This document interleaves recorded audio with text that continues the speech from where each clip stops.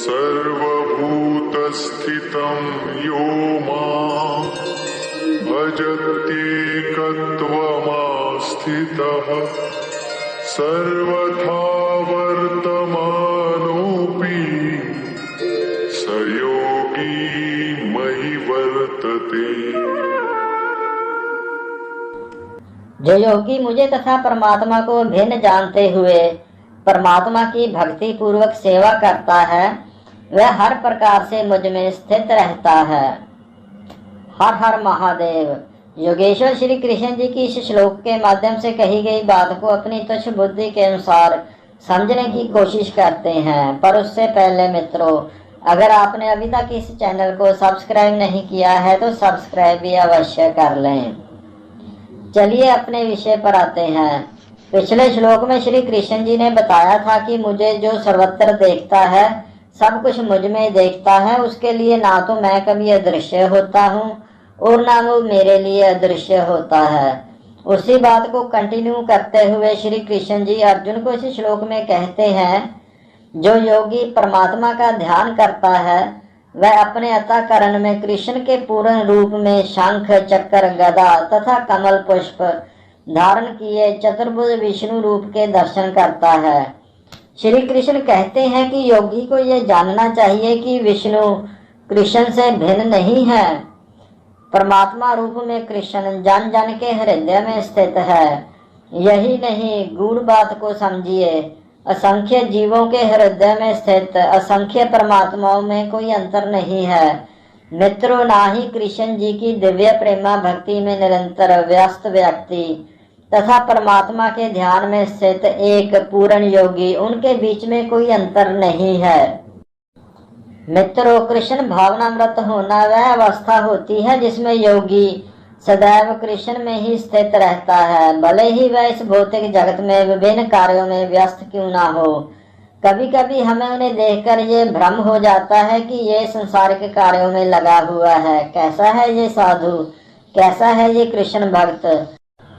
पर नहीं मित्रों, वह कार्य तो कर रहा होता है, पर उसके भीतर उस कार्य को करने का भाव, सभी जगह तो कृष्ण ही होते हैं। मित्रों, कृष्ण भावना व्रत में रत रहने वाला भगवत भक्त वह सर्वथा मुक्त हो जाता है। यहाँ याद रखें, देश काल से अतीत तथा सर्वव्यापी श्री कृष्ण के दिव्य स्वरूप में ध्यान एकाग्र करने वाला मनुष्य कृष्ण के चिंतन में लीन हो जाता है और तब वह उनके दिव्य सानिध्य को, उस परम सुख की अवस्था को प्राप्त होता है। मित्रों, अगर हम इतना जान लें कि श्री कृष्ण प्रत्येक जीव के हृदय में परमात्मा रूप में स्थित है, तो हम भी योगियों की तरह निर्दोष हो जाएंगे। मित्रों, वेदों में भी तो यही बात कही गई है जो श्री कृष्ण जी ने इस श्लोक में कही है। वेदों में कहा गया है कि यद्यपि भगवान एक है, किंतु वह जितने सारे हृदय हैं उनमें उपस्थित रहता है। वेद ही क्यों मित्रों, स्मृतियों में भी तो यही बात कही है जो श्री कृष्ण जी ने इस श्लोक में बताई है।